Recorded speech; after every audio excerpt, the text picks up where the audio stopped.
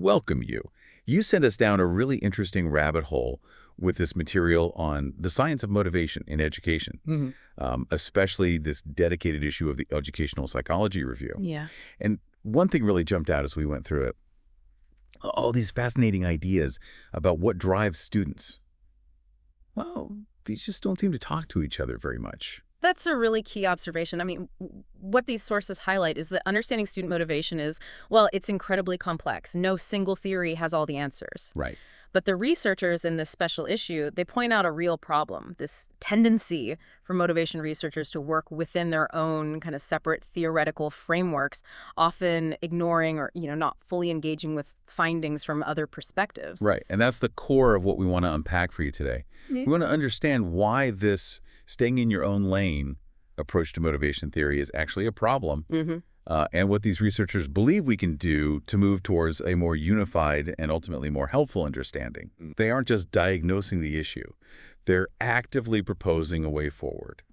And, to really illustrate this idea of separate, almost guarded theoretical territories, the special issue starts with a brilliant quote from Walter Mischel. Oh, yeah? He said, "Psychologists treat other people's theories like toothbrushes. No self-respecting person wants to use anyone else's." Huh. That really hits home, doesn't it? That sense of my theory is the only right one. It really does. It captures that feeling perfectly. Okay, so let's dig a little deeper then into this problem of fragmentation. What really struck me in these articles is that, well, this isn't exactly a new complaint, is it?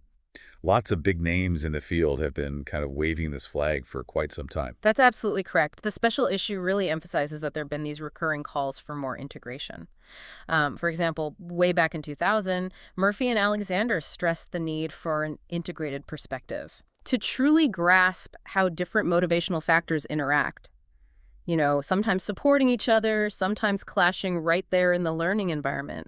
Their key insight was that researchers from different theoretical camps needed to actively collaborate. Absolutely. And a couple of years later, Eccles and Wigfield made a similar point, didn't they? Mhm. Observing that while we have all these different models, the sheer number of different terms and ways of measuring often similar concepts actually makes it harder to connect the dots effectively. Precisely. It's like we have multiple words for the same thing, and that actually prevents us from seeing the underlying unity sometimes. Yeah. And then fast forward to 2017, Dweck offered a powerful perspective. She noted that while many motivation theories are insightful, they often explain only very specific, sort of isolated aspects of human behavior, which leaves us with this fragmented understanding of the bigger picture and, importantly, how we can truly help people thrive academically. It's like having a collection of really excellent close-up photos, but they don't quite form a coherent landscape picture, Yeah, you know? that's a great analogy. And this special issue really amplifies these concerns. Kowenka, for instance, questioned whether we genuinely need such a vast number of distinct theories. Right. While Anderman urged a critical look at whether this, proliferation is actually helping us move forward. And Hattie and his colleagues suggested we need more research that directly compares different explanations for motivation. Yeah, and aims to build more comprehensive, sort of higher level models. Wenzel also called for greater simplicity in our theories, parsimony, favoring simpler explanations where possible, Right. and asked researchers to clearly justify why they are using the specific theories they cite. And Green really brought it home, I thought, by arguing that without effective integration, this, unchecked growth of theories could outwardly undermine our ability to produce reliable findings. Findings with real-world practical value. Exactly. Which could ultimately damage the field's credibility with educators and policymakers. That's the real risk. So for you, the listener who maybe wants to get a solid understanding of motivation quickly and, without feeling completely overwhelmed, Yeah. this theoretical fragmentation is a real obstacle. Instead of a clear, unified picture, you're faced with just a multitude of different theories, each with its own language, its own focus. It can definitely feel like trying to navigate with too many maps that just don't quite align. Exactly that. Okay. So we've established that there's a problem, this fragmentation. But why should you, or really anyone interested in education, actually care about this lack of integration? The special issue outlines both scientific and practical reasons why a more unified approach is so important. Let's maybe start with the scientific arguments. Okay. Well, from a scientific standpoint, the authors argue pretty strongly that this lack of integration significantly hinders progress. It can lead to researchers essentially reinventing the wheel Right. because they aren't fully aware of or building upon the discoveries being made in other theoretical areas. And Alexander and Murphy's point really captures this, doesn't it? They argue that only by bringing these different perspectives together can we truly understand how various motivational factors work, in concert or maybe in conflict. Right, and how motivation develops, how it changes throughout life. It's about seeing the whole dynamic system, not just isolated I've parts. seen the whole system. Yeah. Precisely. And the special issue also points out, interestingly, that some researchers working within specific theoretical traditions have begun to recognize the value of making broader connections. Okay. So we see examples like achievement goal theory increasingly considering both approach and avoidance tendencies, or expectancy value theory taking context more into account, becoming more situated, Mm-hmm. and self-determination theory incorporating various related mini-theories under its umbrella. So little bridges are starting to appear between these separate islands of thought kind of thing. Yes, exactly. Little bridges. But the authors of this special issue are really advocating for something more ambitious, actual cross-theoretical work. Okay, going beyond just linking within. Exactly. They highlight some pioneers who have attempted this kind of integration, people like Alexander, with her model of domain learning, which combines knowledge, strategies, and interest. Right. And Ford and Smith's thriving with social purpose model, which looks at the interplay of emotions, agency, and goals. And then you have Ford's living systems theory, which takes a very broad view of goals, Mm-hmm. and the four-phase model of interest development, which aims to integrate emotion, value, and how our understanding of knowledge evolves. These all sound like really promising directions. They absolutely are. And while these integrated models are generally respected and they've been influential to some extent, Yeah. the authors note they haven't been widely adopted across the field, largely due, it seems, to this tendency for researchers to stay within their own theoretical camps. Campism. Pretty much. It seems like researchers often prefer to stick with what they know and trust within their own specific area. It's comfortable, perhaps. It's a shame, though, because it feels like we're missing out on a richer, more complete picture. Now, okay, let's switch gears slightly and consider the practical implications. Why does this fragmentation matter for those who aren't necessarily conducting the research themselves, like teachers or policymakers? Right, and this is where it becomes really relevant for educators, policymakers, and potentially for you, the listener, if you're looking to apply these ideas in, real-world settings. Anderman raises that critical question, do we really need so many different theories? Mm, From the perspective of someone trying to improve teaching or design effective learning programs, the answer is likely a pretty clear no. it must be completely overwhelming, right? Trying to navigate all the different terms, the subtle distinctions between, I don't know, dozens of theories. Absolutely, it's a lot. And this complexity can lead to misunderstandings about what motivation science can actually offer. Okay. The authors even suggest that the sheer number of competing theories might be one reason why, sadly, motivation courses are sometimes being cut from teacher education programs. Oh, really? Yeah. If educators can't make sense of it all, they might not see its practical value. So the bottom line is this theoretical kind of messiness makes it harder for educators to actually use the science of motivation effectively in their classrooms. That's a really sobering thought. I mean, our field's ability to contribute meaningfully to education might actually depend on us finding ways to create a more coherent and accessible understanding of motivation. Exactly. It feels pretty crucial. So, okay, if we agree that this fragmentation is a problem, the next logical question is, what's causing it? Why this persistent tendency for researchers to stay within their own theoretical boundaries? Well, the special issue offers some thought-provoking perspectives on this. They even quote Walt Kelly saying, "We have met the enemy and he is us." Oh, wow. Suggesting that researchers themselves might be unintentionally contributing to this situation. That's the idea. Skinner argues that fragmentation isn't necessarily a problem for the experts themselves. In a way, it's a byproduct of having many experts, each deeply invested in their own distinct theoretical perspective. It's almost an unintended consequence of specialization. That makes a certain kind of sense. I mean, when you dedicate your career to developing and studying a particular theory, it's natural to focus your research within that framework, I suppose. It is. And the authors also discuss the role of misaligned incentives. How so? Well, The people who would benefit most from integrated theories, practitioners, policymakers, maybe graduate students trying to get a grasp of the field, they're not always the ones whose needs drive the research agenda. Ah, The researchers themselves might not see the same direct benefits, maybe in terms of career advancement, for engaging in the really difficult work of integration compared to publishing within their established niche. it's like the academic reward system unintentionally favors staying specialized rather than, building those bridges between different areas. Precisely. That seems to be part of it. And then there's this idea of territoriality among researchers. The toothbrush idea, again. It might not necessarily impede the progress of individual researchers within their own specific domains, but as the authors point out, it creates a confusing and splintered landscape for anyone trying to understand the field as a whole. Especially newcomers or people trying to apply it. Exactly. Particularly those new to the area, or those seeking to apply the research in practical settings. Think of it like Skinner suggests. Each theory is a valuable piece of the puzzle, but we need to see the whole puzzle, the overarching system, to truly understand motivation. So it's like we have all these different, very detailed maps of the same territory, but they don't quite align properly, making it challenging for anyone to get a clear sense of the overall geographical landscape. That's a perfect way to put it, exactly. And this is where the special issue really takes center stage. Its explicit goal was to try and dismantle some of these theoretical barriers and encourage some innovative integration. Okay. They essentially asked researchers to re-examine their core assumptions and engage in a kind of cross-pollination of their ideas with those from other theoretical frameworks. Cross-pollination, I like that. So how did they go about encouraging this? What did they ask people to do? Well, they brought together several leading research teams and challenged them to develop integrated models. Models that would synthesize different theories related to motivation, emotions, and learning strategies. Right.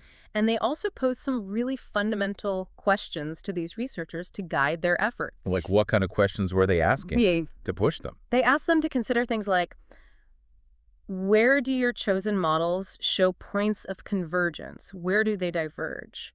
What new understandings might emerge from combining them? What gaps in our knowledge could be filled by this integration? Okay, really getting down to the nuts and bolts. Definitely.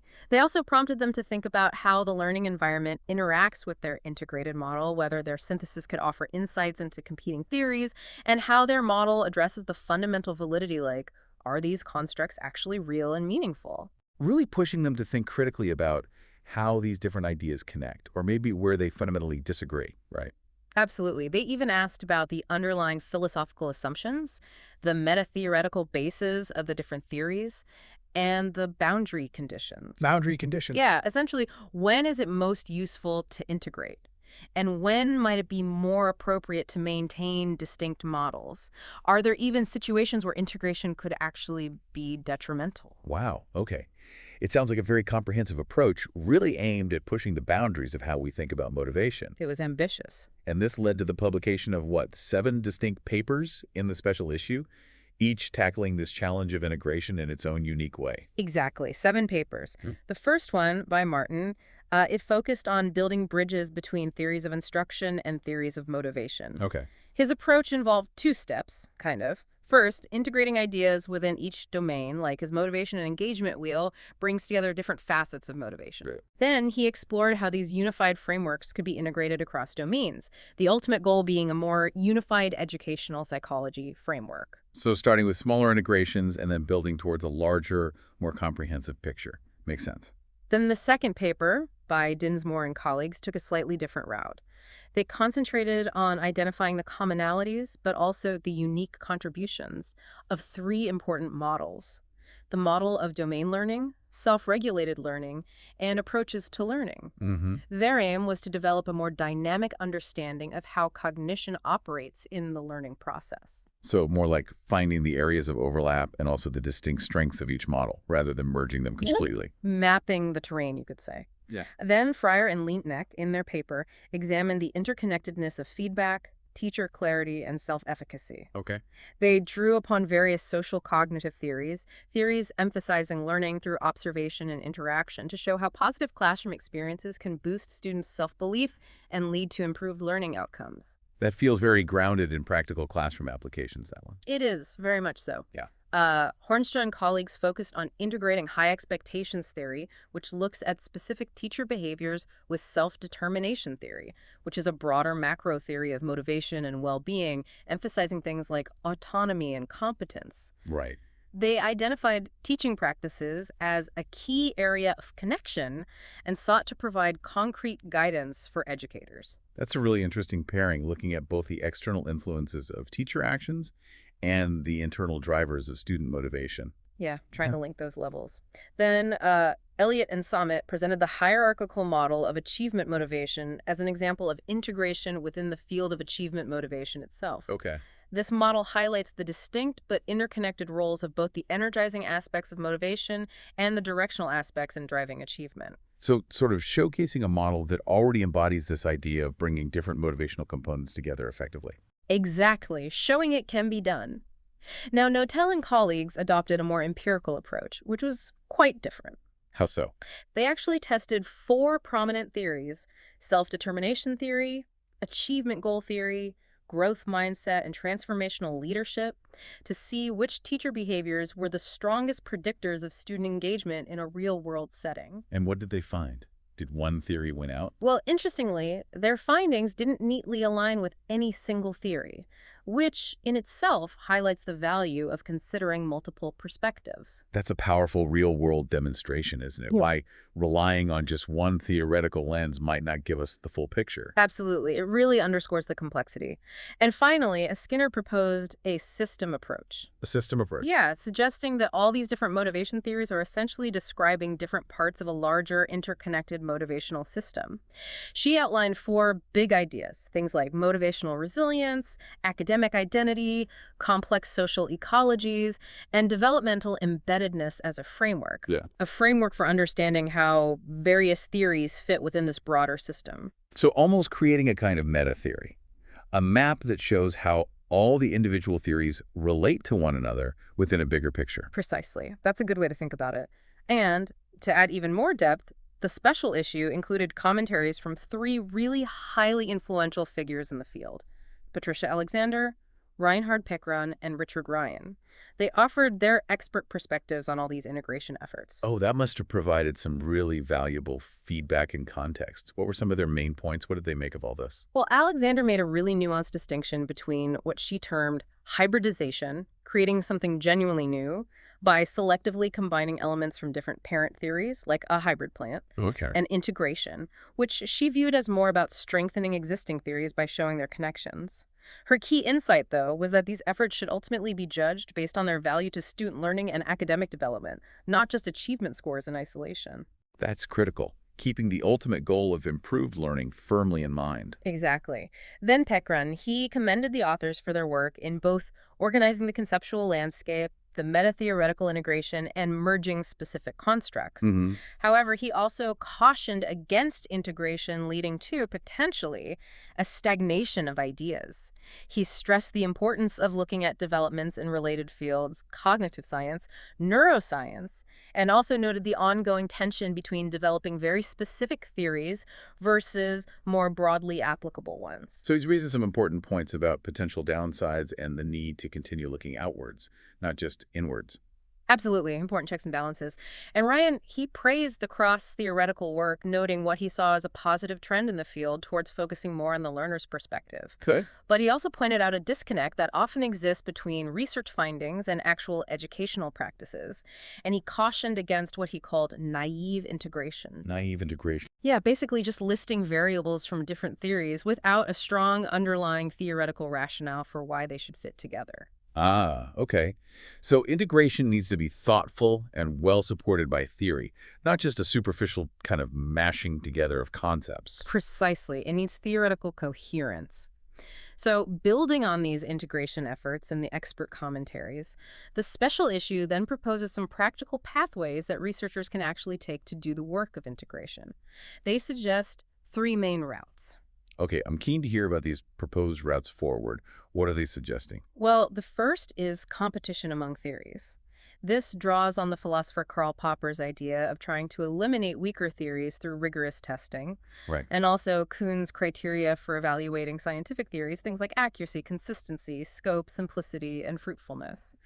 The authors note that this kind of direct head-to-head testing of different theories is actually relatively rare in educational psychology. Although No Tell It All's paper, the one we just discussed, provides a good example of this approach. It's like a scientific showdown, almost, to see which theory holds up best against the evidence. A scientific showdown. I like that. Okay, what's the second route? The second route is the formation of unified frameworks. This involves creating entirely new theoretical structures that bring together previously separate ideas. Okay. Examples they give include Dweck's work aiming to unify motivation, personality, and development, and how self-determination theory has integrated its various mini-theories under that broader umbrella. Alexander likened this to creating a new species through hybridization. Building something entirely new from the existing theoretical components. Got it. Right. And the third route, which the authors suggest might be the most practical and achievable for the field right now, is the integration of existing theories. This is more about bridge building, identifying connections and coherence between different established theories. They use the historical example of how Mendelian genetics and Darwinian theory were eventually integrated into the modern synthesis. Wow. And many of the papers in the special issue, like Martin's work linking motivation and instruction, or Hornstra et al., linking expectations and SDT, adopted this kind of bridge-building approach.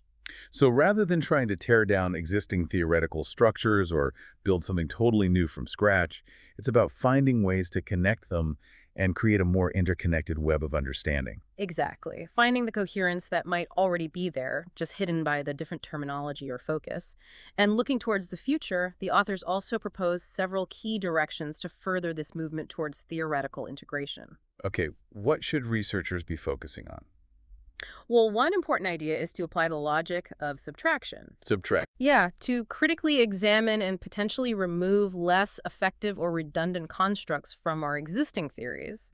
This really resonates with Wenzel's call for parsimony, for simplicity, Right. and it could help make the field more accessible to practitioners, as Anderman and Skinner also pointed out, streamlining things. That sounds like a really good way to make our understanding of motivation more focused and efficient, perhaps less daunting. Absolutely.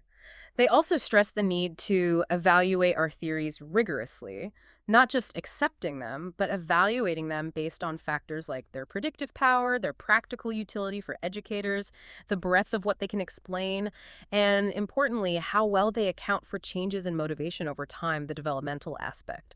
They highlight models like the model of domain learning and the four-phase model of interest development as examples that do try to incorporate this developmental trajectory. So not just accepting theories at face value, but really putting them to the test against multiple criteria, including how well they explain change. Right. Rigorous evaluation. Another crucial future direction they suggest is to consider the role of other relevant disciplines. Looking outside educational psychology. Exactly. Paekran specifically cautioned against the field becoming too insular. They encourage researchers to look at insights from fields like cognitive science, affective science, the study of emotions, and even neuroscience. Neuroscience, yeah. The authors themselves noted the surprising lack of neuroscientific findings cited in the special issue, despite previous calls for integrating that perspective. It just makes sense that understanding the biological underpinnings of learning and emotion could offer valuable insights into motivation, doesn't it? It definitely does. Seems like a missed opportunity, maybe. Potentially. They also advocate for including both explanation and prediction in our research. Explanation and prediction. Yeah, currently, the emphasis in much motivation research tends to be more on explaining why certain motivational phenomena occur, which is crucial, of course. Right. But they argue for giving more attention to the ability to predict future outcomes, like student engagement or achievement. Perhaps even using newer methods like machine learning, as demonstrated in Notella et al.'s paper, to help with this prediction aspect. So it's about balancing our understanding of why things happen with our ability to foresee what will happen based on that understanding. Exactly. They might even be in tension sometimes, but both are important. And perhaps one of the most important steps, ultimately, is to increase our research community's awareness of theoretical integration as a valuable and necessary goal. Changing the culture, essentially. Yes. This could involve explicitly teaching the principles and value of theory construction and integration in graduate training programs, and maybe focusing more on addressing the practical needs of educators in our research questions. It's about shifting the fundamental culture within the field itself. Sounds like a big shift, but a necessary one. Absolutely. And finally, related to that culture shift, they emphasize the critical role of reviewers and journal editors, the gatekeepers of academic knowledge, Right. in seeing value in integration. If those who control what research gets published aren't open to and actively rewarding integrative work, it will be significantly more challenging to make progress in this direction. Makes sense. They even shared a telling anecdote. Someone mentioned a reviewer who showed bias against a paper specifically because it attempted to combine different theoretical perspectives. Wow. That really underscores the obstacles that researchers trying to do this kind of bridge-building work can face, doesn't it? It really does. It highlights the challenges involved in trying to break down these established norms and ways of thinking. Yeah. However, it's important to note the authors also offer some important caveats. They're not saying integration is a magic bullet for everything. Okay, what are the cautions? Well, they caution against haphazard or poorly conceived integration, Ryan's point about naive integration. They emphasize the need to carefully consider the underlying assumptions, the meta-theory, and the boundary conditions of the theories being combined. So you can't just throw everything together and hope it sticks. Yeah. It has to be done thoughtfully.